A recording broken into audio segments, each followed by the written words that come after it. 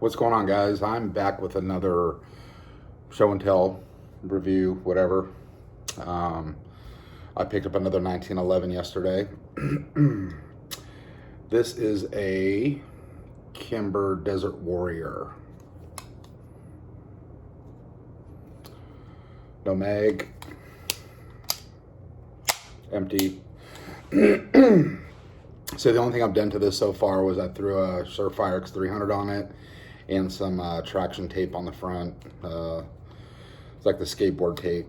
The only thing I'm going to do to this, and I'm going to explain why I selected this 1911. A lot of you know I do a lot of Springfield Armory 1911s. I own a lot of them. Is I'm going to see if I can get that in there close enough for you guys. You can tell why I selected this Kimber. So I don't think these are technically 70 series 1911s. I believe that's only a Colt, but this does not have the Kimber's firing pin block, the additional safety in there. So I have a Kimber stainless TLE2, and it has the firing pin block. You'll see it in there, kind of like my SIG 1911s. But I am really digging this pistol. So I'm assuming this is a Cerakote. It's not their Kim Pro finish. It could be. I could be wrong.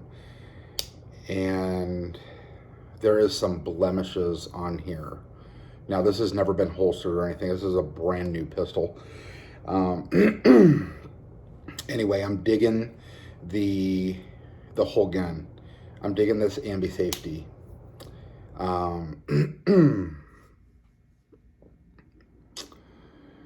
So the only thing I'm going to do to this, I'm going to leave everything else alone, but you guys know I say this in every one of my 1911 videos, is I'm going to put a magwell on there.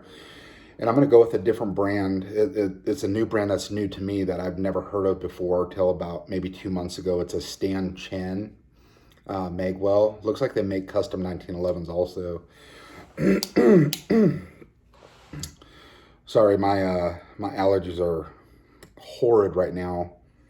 It was almost 80 degrees Friday, and it's Sunday now, and we got like 5 inches of snow. Lovely Oklahoma weather. So it's like really fucking with my allergies. But anyway, I like the G10 grips that it comes with. I wasn't sure about this trigger until I brought it home and really started playing with this. So it is, it's not the 3-hole match trigger. It's a solid short pull trigger, and it's the wide blade. So when your finger's on there, there's a lot of purchase on that. Because I've held some other 1911s. They had like a slim type trigger on there, and it just didn't feel comfortable on my finger. And this trigger feels extremely comfortable. So I'm not even gonna mess with that trigger. I'm just gonna throw a magwell on it, and we'll go from there. I love the Meprolite night sights on this. I'm gonna see if I can get that without pointing that at me. So I'm not showing you the night sights. What I'm showing you is the rounded rear sight on the top.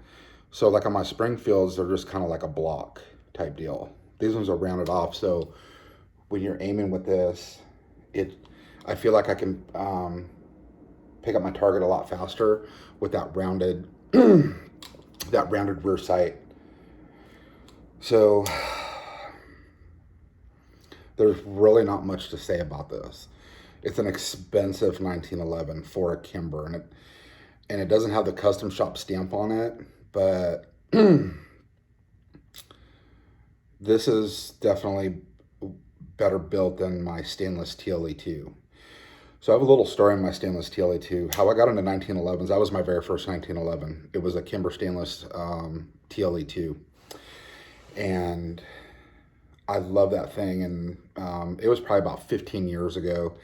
And I kind of got into a pinch, and I had to sell it. And I've had seller's remorse ever since. And so I bought another one a few years ago. But anyway, I'm sure this thing is filled with MIM parts, which is fine. I've not had one fail. I've heard stories, read reviews, but I personally have never had any MIM parts fail on a 1911. And I put thousands of rounds through my stainless TLE2 and no failures. So of course what I did, I brought this home, stripped, broke this whole thing down, everything down. Cleaned it and lubed it, put it back together, and I've just been playing with it the last day and a half.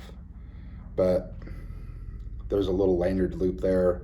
I'm not too crazy about this mainspring housing, but that's gonna go away anyway when I get the Magwell put on.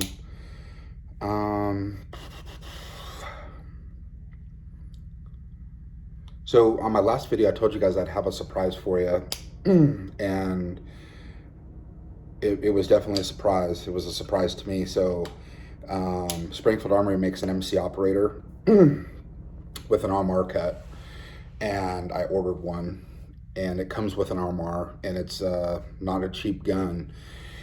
And as soon as I ordered it,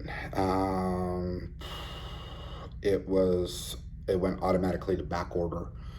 So I'm out like $1,800 on a waiting list right now until they can make some more Springfield Armory MC operators with the RMR cut and RMR. So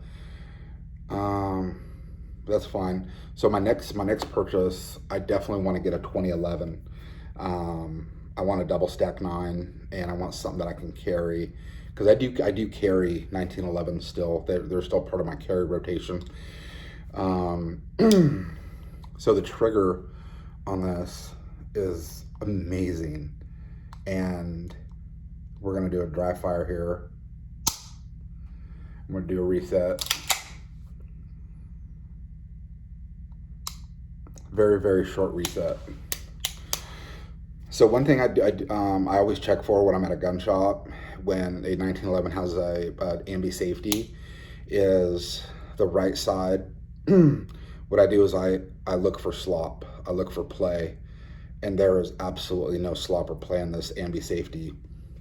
I've had some of my, actually my TRP, my Springfield Armory TRP, after probably a few thousand rounds, the right side of the ambi safety was actually backing out, and I know how to fix those, and I contacted Springfield Armory, and they were just kind of like, yeah, I guess you can send it back. And I'm like, well, I don't want to send it back. I know how to fix them. Just send me a whole new ambi safety. And it was kind of back and forth on that. They ended up sending me one. And so I got the new iPhone 12, the 12 Pro Max, and I want to see how clear this video is. The lighting's probably not the best in here, but everything is flush. The frame to fit in the back, because I have 1911s they look like jigsaw puzzles, kind of. They weren't honed off evenly in the back.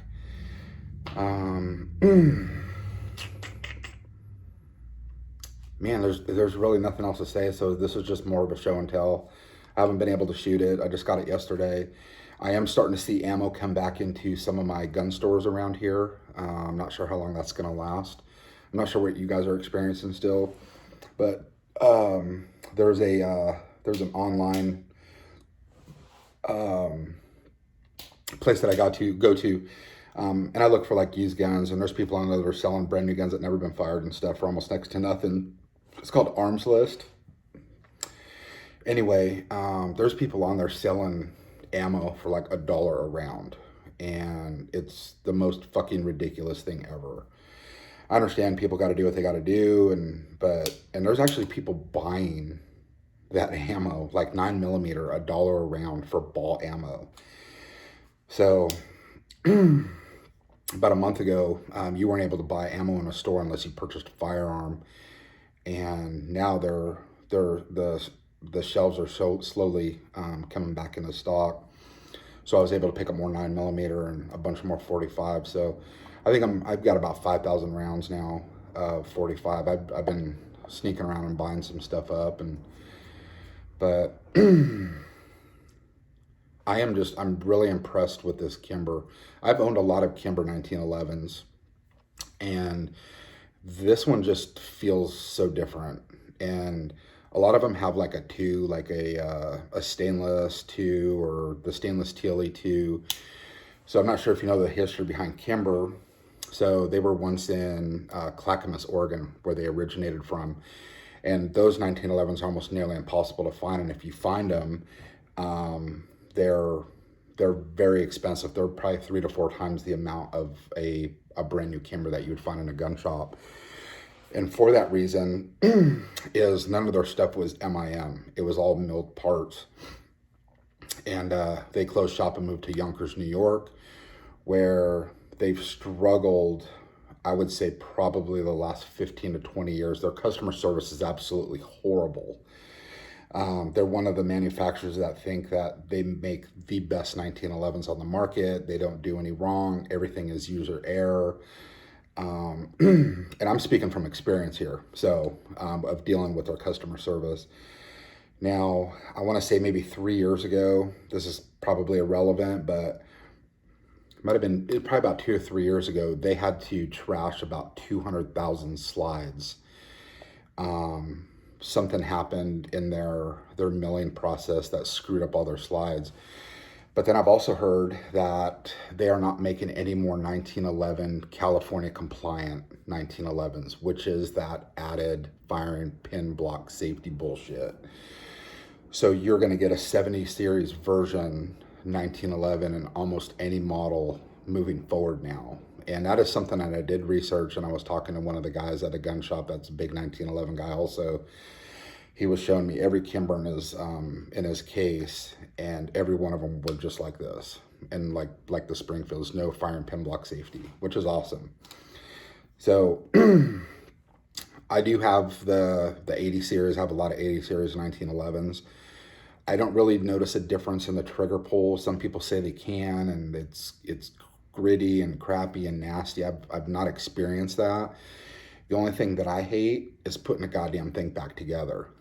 Because I strip my 1911s down all the way after I shoot them, and there's just so many moving parts in there. You almost kind of got to get, like, I use paper clips and straighten them out to kind of line things up before I put my pins back in.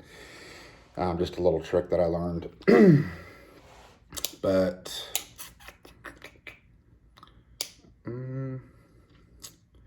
even the plug in here, so this is a I believe it's the GI guide rod, so it's not a full-length guide rod. So the plug in there, I've even had some higher end 1911s, even from Springfield. I know I keep saying Springfield. It's because I own a lot of them, and I stand behind their 1911s. I've shot a lot of and own a lot of their 1911s for years. But the plug-in spring in here seems very high quality. A lot of the 1911s you get like the hollow plug, and it almost feels like polymer. It's not, it's some type of aluminum or metal or something. But no, this is a solid, like you would order from Wilson Combat or Nighthawk Custom. The plug in there, spring feels great. It feels like about an 18-pound spring, the recoil spring. Everything on this is ridiculously smooth. And a lot of that was because after I tore it down and lubed everything up, I'll rack this thing, I don't know, several thousand times while I'm dry firing it. So it's kind of starting the process of the break-in period. But I just wish that Kimber would kind of get off their high horse and sell more than one mag when you buy a brand new 1911. And Kimber mags aren't even the greatest either. I've had a lot of those fail. I always kind of just throw those on the bottom of my Rubbermaid tote, and I run strictly nothing but Wilson Combat mags. Very tight. The slide to frame fits very tight. The barrel bushing is extremely tight. It's actually when I had to use the barrel bushing wrench to remove the bushing. Usually I can just pop the spring down and move this counter or clockwise to get the plug out, but no, I did actually use the wrench for it. So anyway, guys, I do need to start doing some shooting videos. Hopefully manufacturing starts opening back up 100%. I hope so. I mean, there's just so much stuff going on in our country right now. But ammo is pretty much like buying drugs now. Everything is just so expensive, and you know, I want to see what's going to happen when Biden takes over with what he's going to do with our Second Amendment. I don't think it's going to play too much role into pistols. I think it's going to be more into ARs and stuff, but that's a conversation for another video or whatever. But I want to hang on to as much ammo as I can. I mean, you never know what's going to happen. So I'd rather have all the ammo that I have now than go and running this thing. Because I have other 1911s that are broken and tuned and everything. I haven't touched this yet. So like I said, the only thing I put on there was the front strap, skateboard tape, and a light. But anyway, guys, just wanted to do a quick show and tell. Hopefully I get my MC operator with the RMR here soon. I'm super excited for that. And finding a holster to run with that, because I conceal carry these. I do IWB and OWB, especially right now with it being like 20 degrees outside. I'm kind of layered up anyway, so I can get away with wearing an OWB holster with this. But anyway, guys, hope everyone's still healthy. Hope everyone's good, and I will talk to y'all later here when I get another purchase. Take care.